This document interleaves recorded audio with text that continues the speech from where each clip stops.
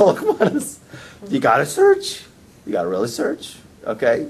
But you got to search. But the point here is, and that's why I think that in most houses, Pesach, before Pesach, is so intense.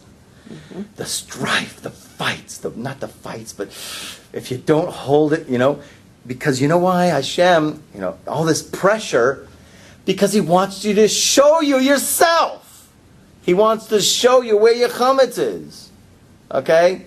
So He brings out this unbelievable pressure to clean your house and between you and your family and your kids and everything like that. So you can see where your chametz is, because you got to find your chametz. You got to write it down. Find 10 patterns in your life that have gone stale. Or 10 things where you could have intervened and you didn't. 10 bad habits. Okay? And you burn those with your chametz. And then you still have to do a nullification. You still have to do a nullification. You still have to nullify. Because you know why? We do what we can. Who says you can find every single recess in the depths of your heart about where we are not straight? What patterns that we might have picked up along the way. So therefore, on the day after you burn your chametz, you have to still make this declaration. God, I don't know every single place where there's chametz. There might be something left over that I didn't get. So you got to give it up to God. Okay? So that's what we do, right? So step 1, step 2, and step 3, okay? So what I got here is an unbelievable thing, right? That we want to be real, okay? We want to be a searching Jew. That's the thing. Bedikas Chametz reminds you that you have to be a searching Jew, okay? So we have prayers here. I found there's a great book here. This is an awesome book called The Gentle Weapon. Rabbi Nachman, he wrote his Torahs down. And Rav Nosson, his main Talmud, after each one of those Torahs in the Likutei Moharan, wrote these tefillahs, long tefillahs, right? Beautiful, long tefillahs, based on those Torahs. Now, they're long, and they're working on translating them. I think it's called the 50th Gate. But someone just took excerpts from this, right? Beautiful. I think it was Moshe Weinberger did it, okay? Pretty sure. Yes. So he did this, and he took excerpts that are beautiful little prayers. You can always use these. Okay, it's called The Gentle Weapon. Okay? So I got here a little sample for us for Pesach. Okay? You got a couple of minutes here. Here, I'll just take one, and you guys can pass these out. Here you go. You could... Okay?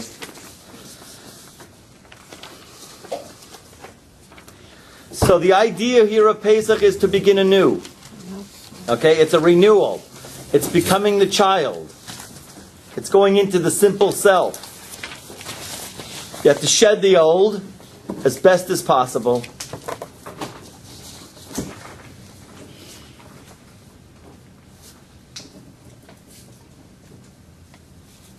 You can say this all the time. You don't have to wait till Pesach to say this.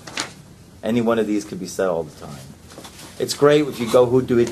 If you want to go and seclude yourself and just stick with one and just say it over and over again 100 times. So you have here the first one on the top left here. Dear God, teach me to begin anew, to renew myself along with all creation. Just as you renew the entire world each day in like Pesach. Show me how I can break free of the constraints of my habits, the restraints of my insecurities, and the shackles of my unwarranted fears. Fears are a big thing. Fears are a big killer.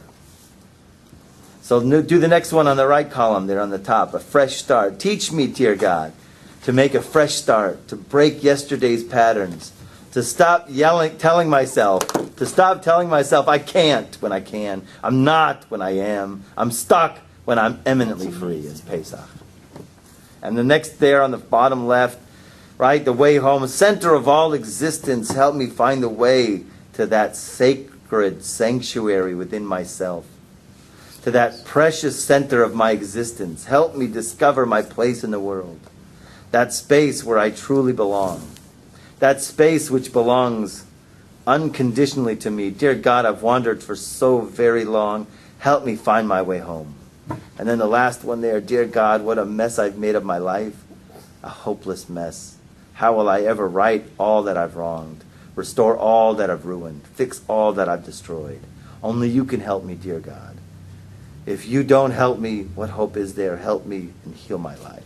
And there's so much more. But anyways, the idea here expressed in these, during the bittul, the nullification after you burn your chametz, and you say, kol chamir, all leaven, that I know or I don't know, renew me. It's about renewal. It's about being a kid again. There's two stories, great stories. We have to finish off. I heard from Rabbi Moshe Weinberger that one story about Aryeh Levine. Aryeh Levine, he was a tzaddik who lived in the previous generation. They have a book written about him, a tzaddik in our time. A fantastic Rav. He used to go and visit all the prisoners at the beginning of the state of Israel. They arrested a lot of Jews that were in prison. He had them all memorized. Every single one of them, he knew exactly what each one needed all the time. Totally in connection. They did a Pesach, he got him some food and everything like that. And he wanted to check up with him after one Pesach seder.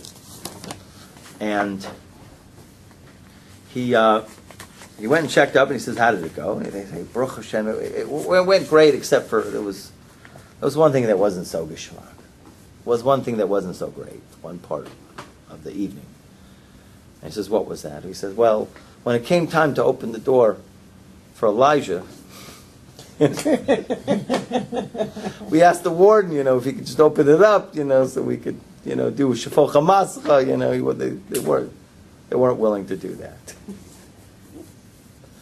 So he answered them. He says, what do you think? Opening the door is a physical opening the door?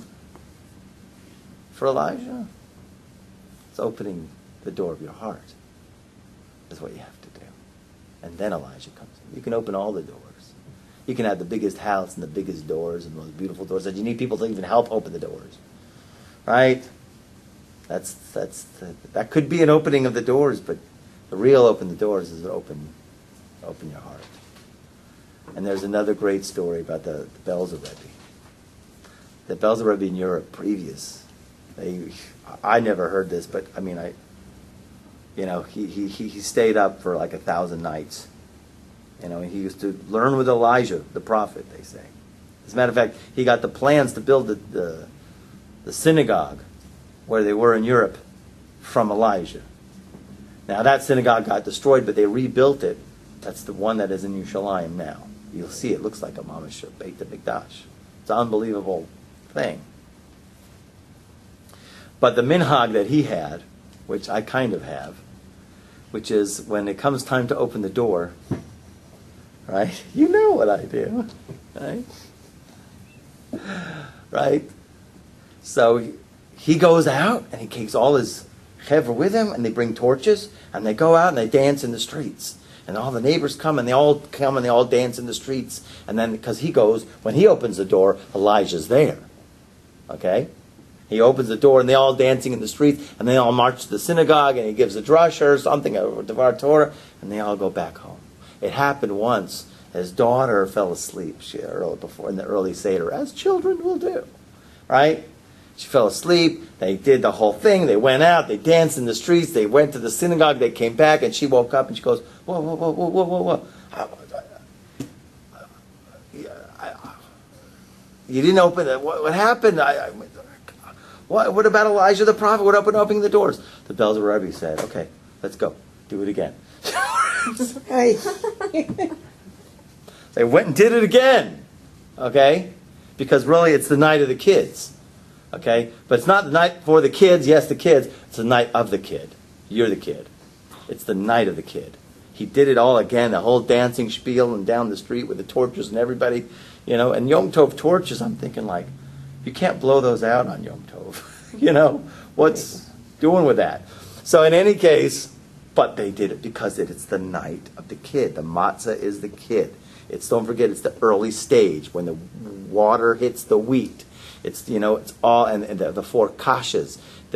He has to start the four kashas because you have to get in touch with the child within, because that's the poor wise child. That is the matzah. That is the change. The change is the renewal of creation.